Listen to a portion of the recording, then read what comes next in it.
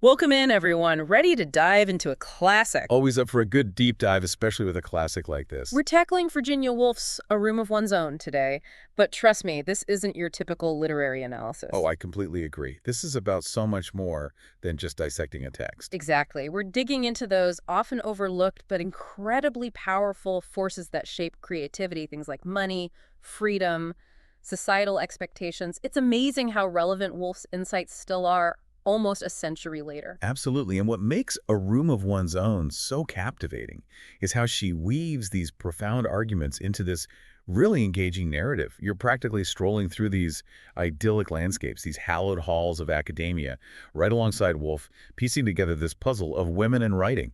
It's such a unique reading experience, right? You're not just being told what to think, you're on this journey with her. And she starts by posing this seemingly simple question, but it really makes you stop and think, Why were there no female Shakespeares in Elizabethan England? I mean, seriously, Why weren't there?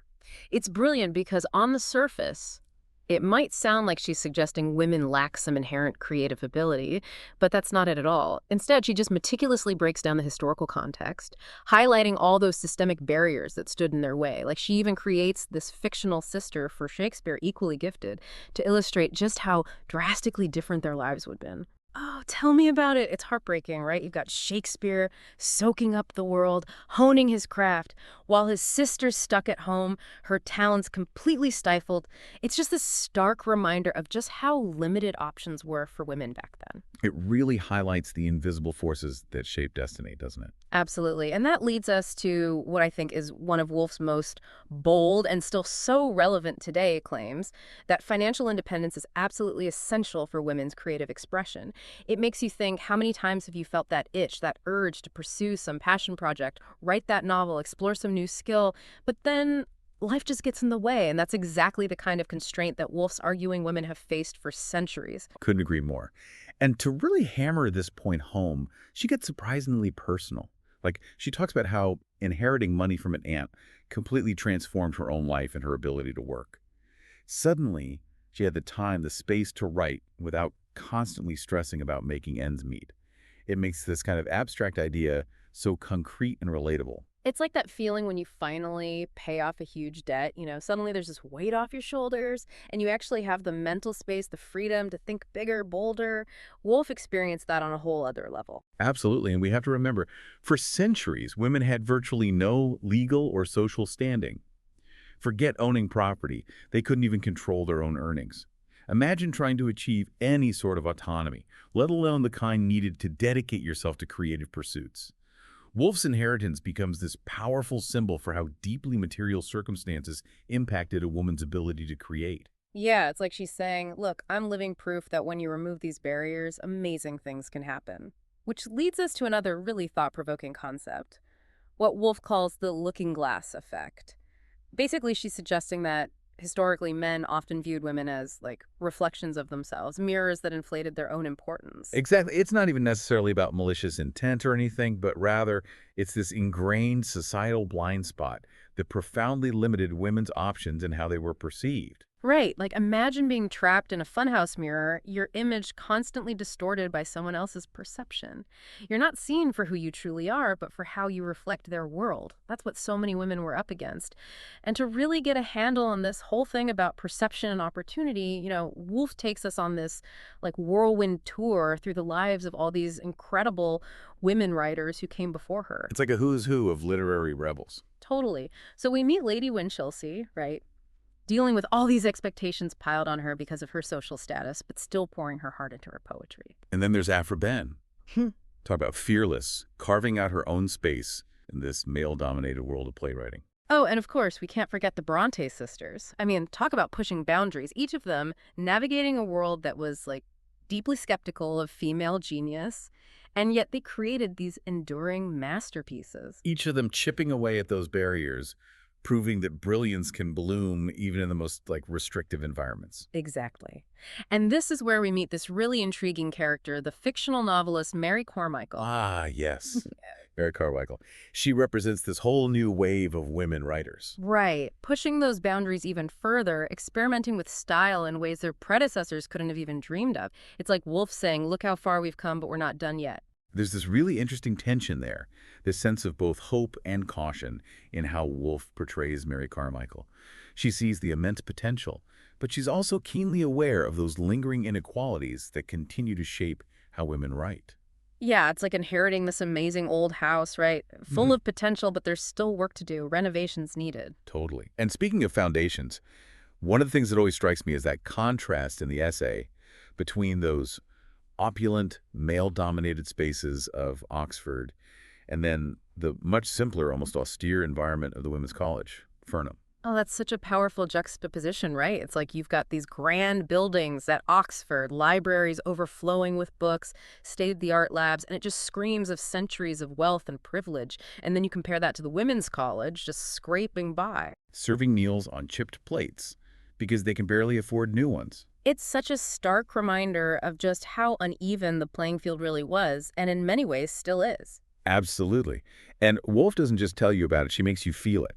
Like, there's that vivid description of those ancient fists receiving gold and silver coins every Saturday to fund the university. You can practically hear the clinking, right? It's like, this is what we're up against, folks. It's not just about ideas and talent. It's about the cold, hard reality of resources. Exactly. And that brings us back to her central argument about a room of one's own, because it's so much more than just a physical space. Right. It's about having the time, the resources, the freedom, to think, to create without constantly battling those material limitations. And when we connect that to the bigger picture, it's about recognizing that creativity doesn't just exist in a vacuum. It's shaped by everything around us, social forces, access to education, economic realities. Think about how much harder it is to focus on, like, writing a novel when you're worried about paying rent or even just putting food on the table. It's almost impossible. Exactly. It's like trying to compose a symphony on a broken piano. And this is where Woolf's argument gets really interesting because she connects all of this directly to the style and even the substance of women's writing. She's saying that those limitations they faced historically, they're deeply embedded in the very fabric of their work. Yeah, and she gives this example of Jane Austen's writing compared to Charlotte Bronte's. Like Austen writing within the confines of, the common sitting room, she developed this very precise, controlled style. While Bronte's work, it often has this raw, unrestrained emotion that really reflects those frustrations she faced. It's like Austen mastered the art of whispering truths, while Bronte was practically shouting them from the rooftops, both powerful, but shaped by their very different realities. It really makes you wonder how much has actually changed since Woolf wrote this essay back in 1928, right? Do women today truly have those rooms of their own? It's a question worth asking.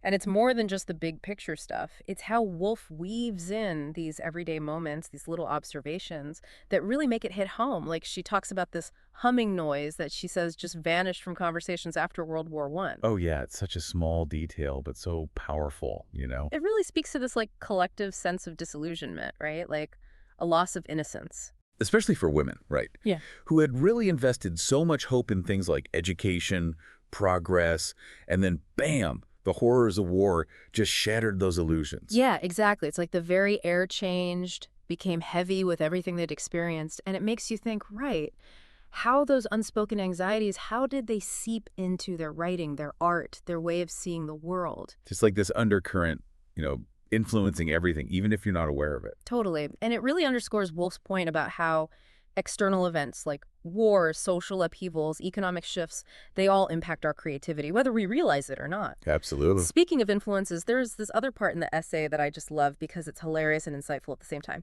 So she's talking about this professor who goes on and on about the intellectual inferiority of women, right? Oh, I think I remember this one. And then in practically the same breath, he just launches into this glowing praise for his stable boy, Arthur, Right. who's apparently this brilliant mind, but, bedridden with some mysterious ailment. And it's like, wait a minute. It's classic Woolf. She uses wit and humor so brilliantly to expose hypocrisy. Exactly. It's not even about attacking this one guy. It's about highlighting, like, the absurdity of these deeply ingrained biases. It's like, are you serious right now? You're telling me this incredibly bright young man is stuck in bed, his potential totally wasted, and you don't see the parallel here. It's just brilliant. So as we wrap up this deep dive into A Room of One's Own, what's the most crucial thing you think our listeners should take away? Well, for me, it always goes back to that central idea that creativity isn't this, like, solitary pursuit. It doesn't just magically happen in a vacuum. It's connected to our lives, the world around us, our material circumstances, the social and cultural norms, all of it. And ultimately, if we want to create the conditions for true intellectual freedom for everyone, men, women, it requires us to confront these systemic inequalities that we've been talking about. We have to challenge those limiting beliefs, actively create space for those unheard voices. Woolf's essay is this powerful reminder that the pursuit of a room of one's own is a journey, and it's one we're all on together. Building a world where every single mind has the resources and the freedom to truly thrive. That's the goal. So until next time, thanks for joining us on this deep dive.